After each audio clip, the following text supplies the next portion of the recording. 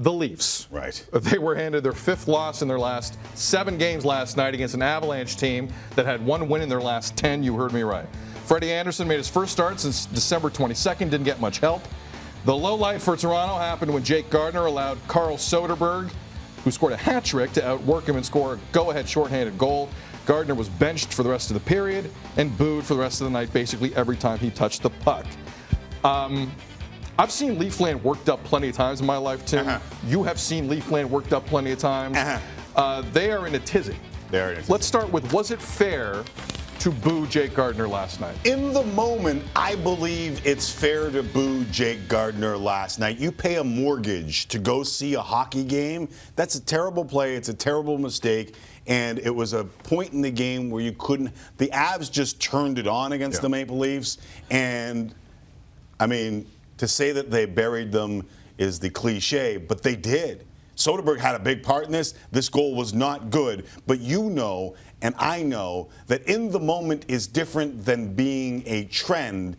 And I could see this becoming a trend in Toronto if it isn't there already. Like, he makes one more mistake similar to that, coupled with a Game 7 against Boston, and he turns into the guy that they boo every time he touches the puck. Am I incorrect in that statement? Because I have lived in the city my entire life. I have seen it before, and we are on the verge of that with this guy. I think it's very accurate, because the problem with the Leaf fans specifically is they stick to you like glue. If they think you are the problem, and let's be honest here, Kyle Dubas has kind of gone out of his way to let people know he ain't here next year. Not at $6 and $7 million. Jake Gardiner is a Leaf next year. If they can make it work at another price, they'll do it, but probably not. And he hasn't been shy about that opinion. He's been kind of honest with the public. So I think there's that in play, that they know this is not a piece that is sticking around, so they feel they can take some liberties maybe with Jake Gardiner. Is that what it is? No, that's not totally it. I also think this is going on. You have Boston winning for the 3rd time in 4 games this season against him Saturday. You see that moment last night. You see other defensemen. Travis Dermott was a nightmare last night in his own end. Yeah, he struggled. Well, and he struggled in the other end when he got caught moving into the other end when the play was going towards the other side. That giveaway behind it. Soderberg should have had 4 goals last night, if not for Freddie Anderson. My point is Hainsey and Riley were also -2. I don't know if you noticed that. But what's everyone talking about today? That guy. That guy, the whipping boy, Jake Gardiner, -5 in Game 7. The guy with great hands who can skate, but in his own end, you don't trust him.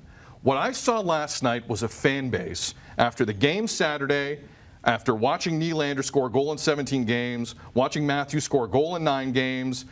Marlowe hasn't scored in 9.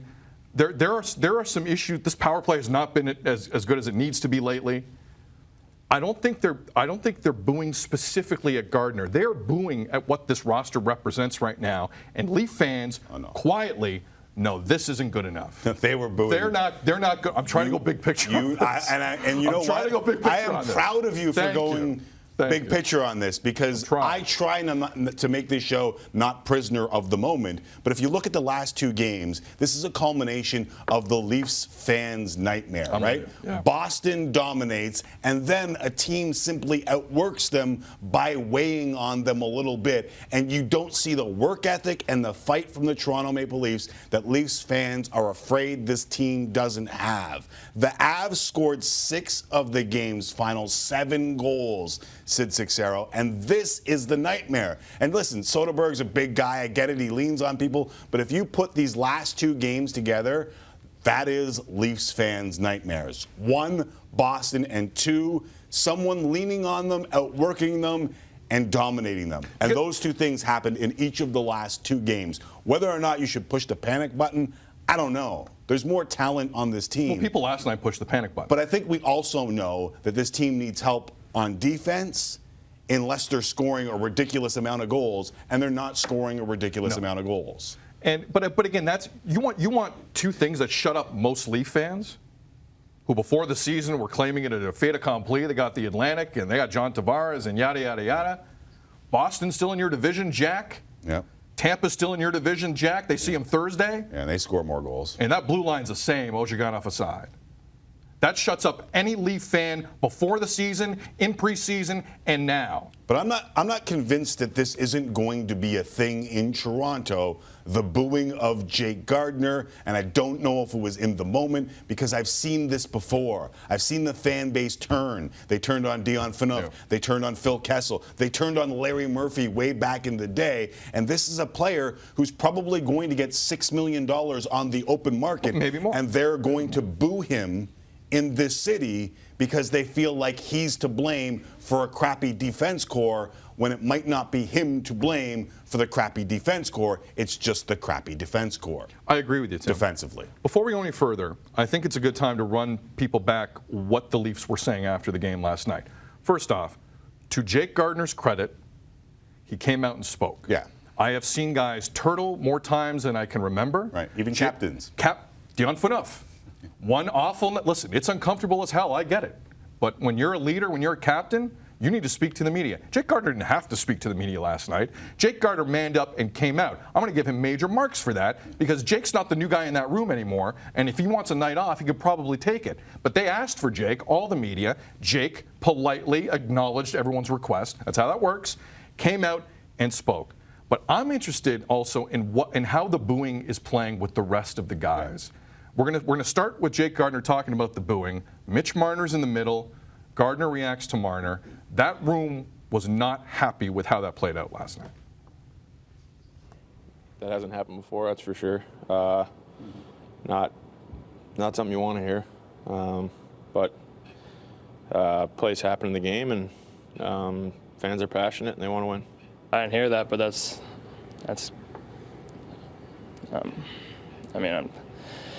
Guys does everything for this team. People don't give him enough credit ever. He's a guy that does a lot of plays for us out there. He makes a lot of stuff happen. It's pretty disappointing to hear that. Your teammates have been very supportive, saying how great you are in the room. What's it mean to hear that and have them picking you up? Yeah, I mean, those are the guys that you play for, so it's good. Emotional moment for the young man. He's liked in that room. He's genuinely appreciated in that room. And again, he didn't have to speak, came out and spoke. I'm going to give him marks for that. Morgan Riley didn't play his clip. He wasn't happy with the booing last night. Marner obviously wasn't happy with the booing last night. There were a lot of guys not happy with the booing last night. The thing with the Leafs right now and against Tampa Thursday might not be the best night to try and put everything aside because they're a tough team. Might not look too much different on Thursday night. But they have to move past this because Leaf teams we've seen in the past that disagreed with fans' reactions.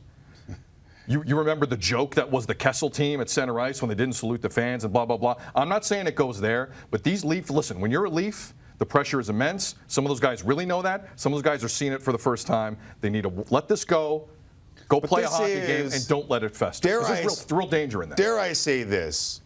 This is typical of Leaf fans when they have a problem that they can't figure out the answer to. Or one that there's no real, like how do you overhaul a defense core? You've got guys that are very talented, but you've also got guys that are very similar, right? Morgan Riley, Jake Gardiner, and Travis Dermott are all kind of puck-moving, great skating defensemen who aren't terribly amazing in their own zone. Which is what this team wants, which is how they built the team. Right. In the new NHL, they want to be able to score. They want pressure from the back end. Right. They want to do all those things. But the Leaf fan in the past has blamed that one guy, right? That one guy, Larry Murphy, way back in the day, every time he touched the puck, booed, goes to Detroit, wins cups. Phil Kessel became the reason why the Leafs weren't good when all he does is score goals. He scores goals for Pittsburgh and helps them a lot. Dion Phaneuf is another guy that took a lot of heat in this market because he got paid more than he was deserved. Was he still a decent, steady defenseman? Yes. Was he a number one defenseman? No. But he took a lot of heat, right?